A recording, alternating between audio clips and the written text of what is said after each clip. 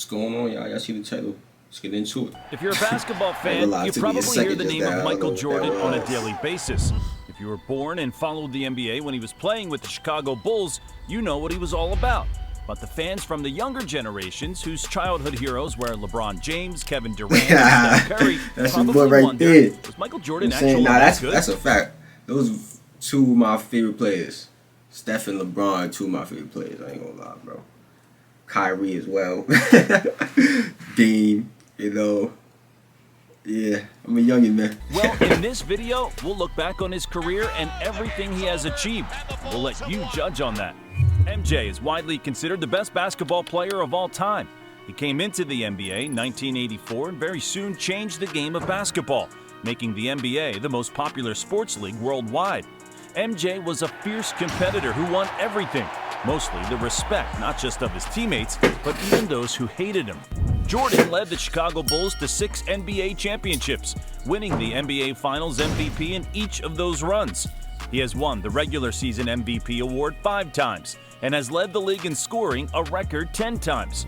He has played in 14 All-Star games, 10 times has been selected to the All-NBA First Team, 9 times in the All-Defensive First Team, and has won the Defensive Player of the Year award in 1988.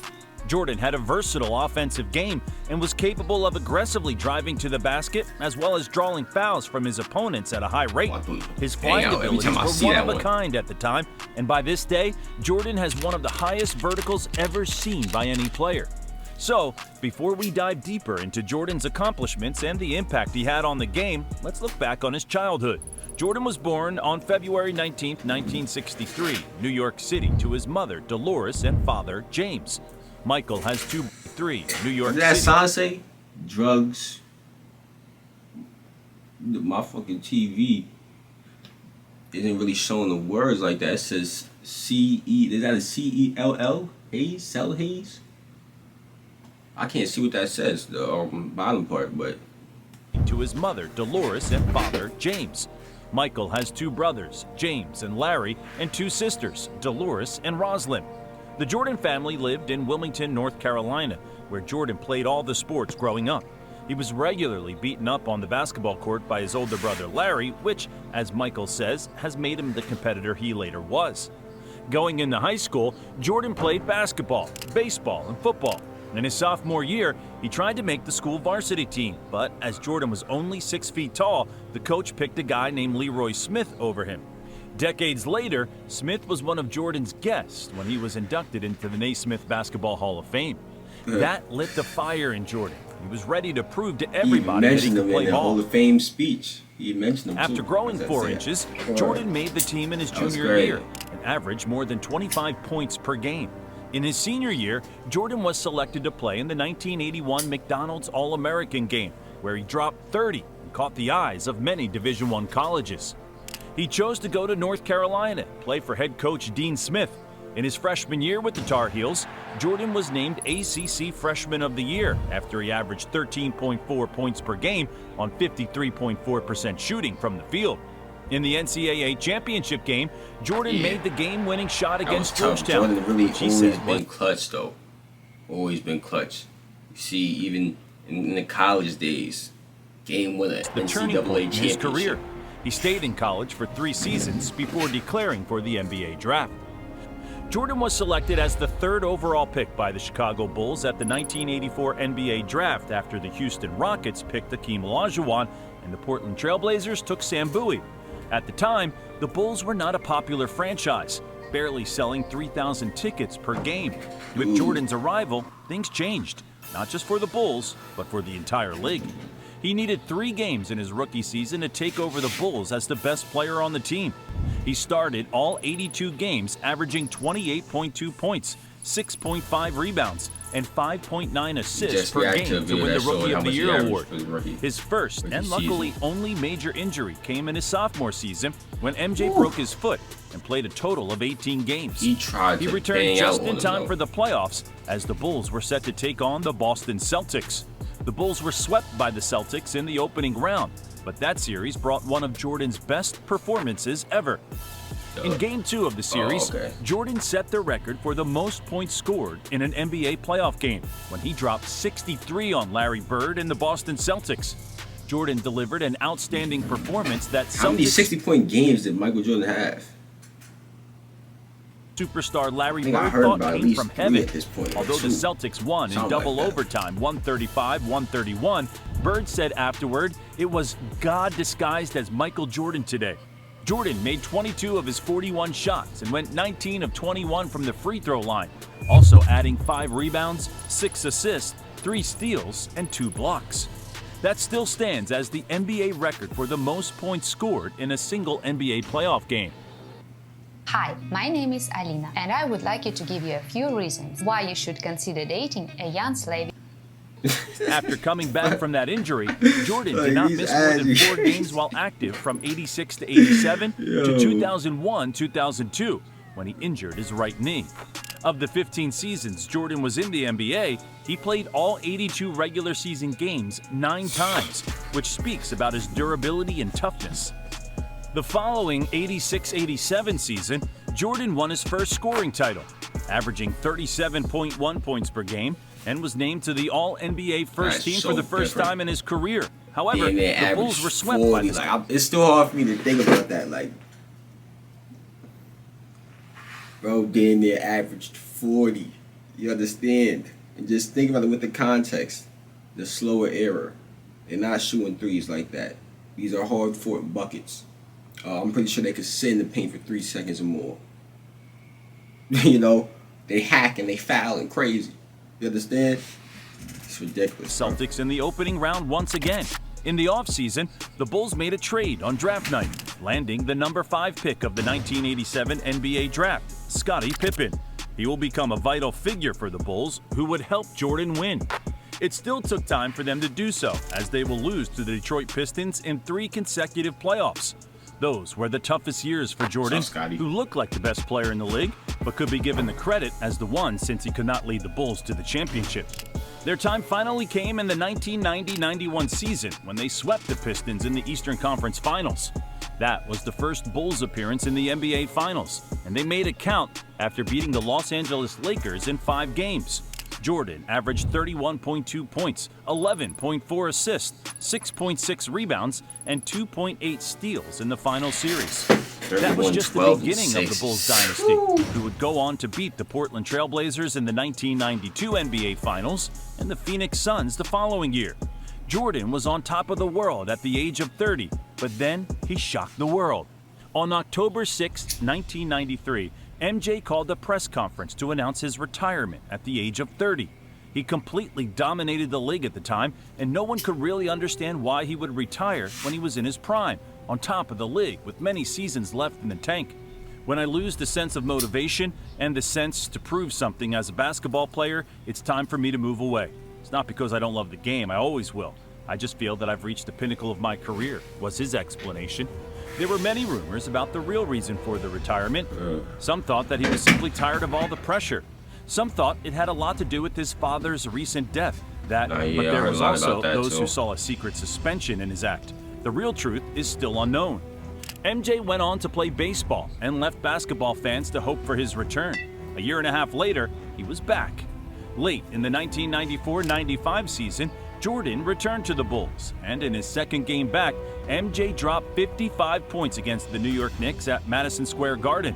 The Bulls lost to the Orlando Magic in that playoffs, but MJ knew they would be back on top. They call that going the into double the nickel. 95-96 season, the Bulls added Dennis Rodman to the roster, and Jordan led them to the best regular season record in the league's history with 72 wins and 10 losses.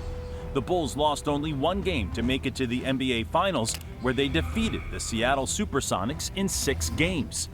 They didn't stop there and were back in the finals the following season as well, this time facing the Utah Jazz. Karl Malone and John Stockton were the leaders of the Jazz team, and they proved to be a tough opponent. Going into Game 5 of the series with the score being tied at 2 games apiece, Jordan got food poisoning the night before the game. He was questionable for Game 5, but being the winner that he is, he showed up ready. It was evident that he was sick, but that did not stop him from putting on an epic performance. The game is widely known as the Michael Jordan flu game. At the beginning of the game, Jordan appeared weak and out of place, allowing the Jazz to build a 16-point lead in the first quarter. Then Jordan began showing flashes of his normal self, exploding for 17 points in the second quarter alone.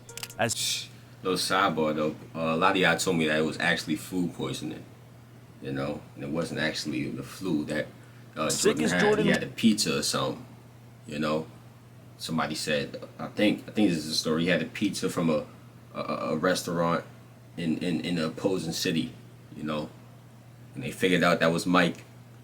That's what I heard. I don't know. However, it didn't keep him from balling out. In Chicago's 90-88 win, Jordan recorded an unbelievable 38 points, 7 rebounds, 5 assists. How do you wait? Was this the last game of the series? Did they play again after this? If they did, was he still sick? If he wasn't, then it obviously wasn't the flu. It probably was a food poisoning. 3 steals and 1 block, including a three-pointer with less than a minute left that gave the Bulls a lead they did not relinquish. They closed out the series at home and won their 5th NBA championship. Going into 97-98, there was a lot of uncertainty surrounding the Bulls, but the team management decided to go for another championship. Jordan clearly stated that it will be his last season, and he's not willing to play for any other coach other than Phil Jackson. The Bulls made it to the finals and ran into the Jazz again. They went to Utah for Game 6, having a 3-2 lead. The Jazz were up by 3 with just over 40 seconds to go when MJ went to work. After making a quick layup, he stole the ball from Malone on the defensive end. What was about to happen will go in the books as one of the most epic moments in NBA history. With 5 seconds left on the clock, Jordan hit the game winner, winning the 6th NBA championship. The basketball fans around the world were hoping that he and the Bulls would be back for another season, but that was the last dance. Jordan retired and soon later became part owner and president of basketball operations for the Washington Wizards. Being the competitor that he is, in 2001, at the age of 38, he laced them up again. Jordan sold his part of the Wizards' ownership and signed a deal with the team. He played 2 seasons in D.C., averaging 22.9 points per game in the 2001-2002 season and 20 per game in his last one. That was definitely the end of his basketball career at the age of 39. Jordan left the game as the best player ever, and even though many are considering LeBron James as the one, there are many facts that go in MJ's favor. When it comes to Jordan's individual stats, it's hard to find too much facts. You can't. Any player who comes even close to his accomplishments. What makes him stand above everyone else is that he was dominant on both ends of the floor. But let's start with his offense. In the 1,072 regular season games that MJ played, he scored 32,292 points, or 30.1 points per game, which is the highest career point average of all time. He scored over 30 points in 563 games in his career, which is also an NBA record. He's the Bro, I just want to go back right here. In 32,000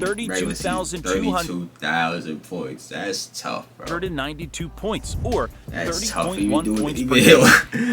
Even at the top of his game for a lot of games. He's been wild for Mr. 30 walk. like an average 30 ball, which is the highest career point average of all time. He scored over 30 points in 563 games in his career, which is also an NBA record. He's the 3rd fastest player to score 25,000 points, which he did in 782 games, and 30,000 points in 960 games. Jordan was even better when playoff time came, as he averaged 33.4 points per game in the playoffs, which is also an NBA record, just as his 33.6 points per game in the finals series. On the road to winning 6 NBA championships, Jordan became the player who's... that just means even when the defense was ramped up, even when the defense was ramped up, keyed in, watching film, we know we meeting these guys at least 3 times some series early in his career, and then 4 other times, for a fact we meeting them that many times. So we got a lot of chances to make adjustments. And he's still coming out with 35, 34, 33. as an average. In the this is the finals. You understand? Like that's just, you know, how much you scored the most that, points in the playoffs, 5,987, later surpassed by LeBron James. Jordan has played a total of 35 NBA Finals games, and in none of them has scored less than 20 points. As a matter of fact, in one span, he had 60 consecutive playoff games with at least 20 points. MJ averaged more than 30 points per game in 8 regular seasons and 12 playoffs. LeBron got a record like that too, but it's with 10 points. You understand? It's a different level, bro. It's a different level. But I think he broke the record as well, though. So playoffs. He has had 8 playoff games scoring 50-plus points and 38 games scoring 40-plus points. MJ had 5. How many games he got scoring 60 though? And we know that 50-plus points and 38 games scoring 40-plus points. MJ had 5 playoffs, averaging more than 40 points per game, and averaged a finals record of 41 points per game against the Phoenix Suns in 1993. In his career, Jordan won 10 scoring titles, a record that will never be reached. Well, Chamberlain's the closest to him on that list with 7. MJ never came close to Chamberlain's single-game scoring record of 100 points, as his record is 69. Jordan had his career night in 1990 in a 117. See? You probably, how many 60-point games did Mike have? It might be 3-4 at this point. I thought it was 2-3. Might be 3-4 though. 113 win against the Cleveland Cavaliers when he shot 23 of 37 from the field and 21 of 23 from the free throw line. But Jordan was not just a regular scorer. He was the best when it counts the most, and that's clutch time. No player in league's history has hit more game-winning shots. Most of the NBA fans have been aware of Michael Jordan's offensive skill set, but not many know that he was a beast on the defensive end as well. Michael Jordan was the first player in NBA history to be selected for 9 All-NBA first defensive teams. After this video, your life is never going to be the same. So I need you to stop whatever you're doing. Gary Payton, Kobe Bryant, and Kevin Garnett did the same later, but MJ was the first one to do that.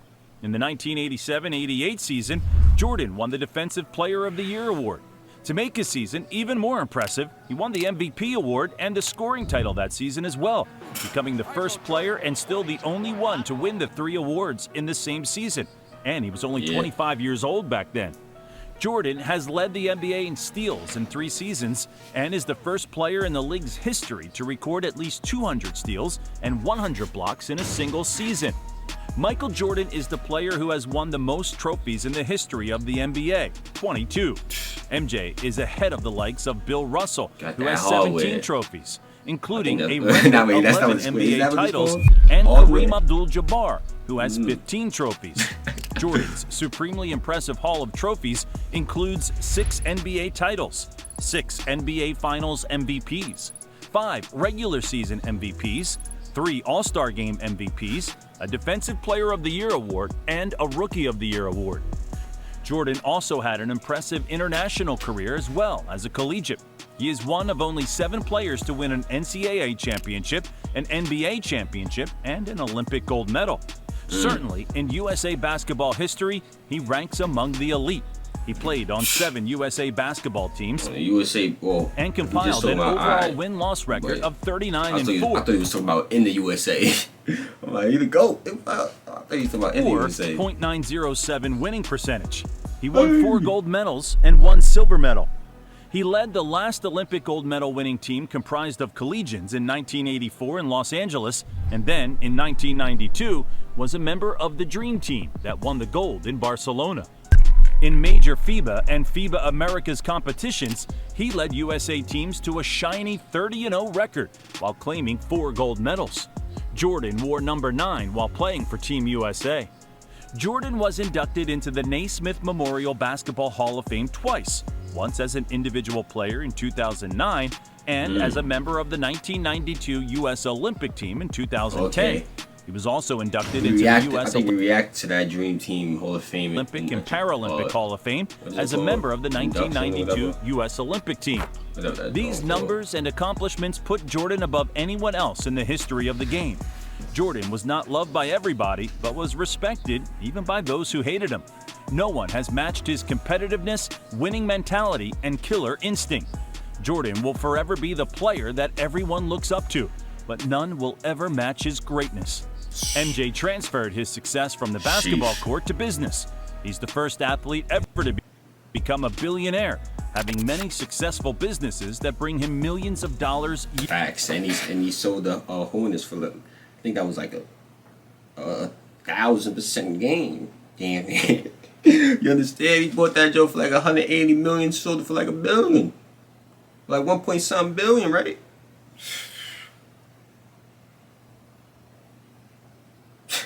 Nah, I'm out here though. If y'all enjoyed, click on the last joint. Tell me how y'all feel in the comment section.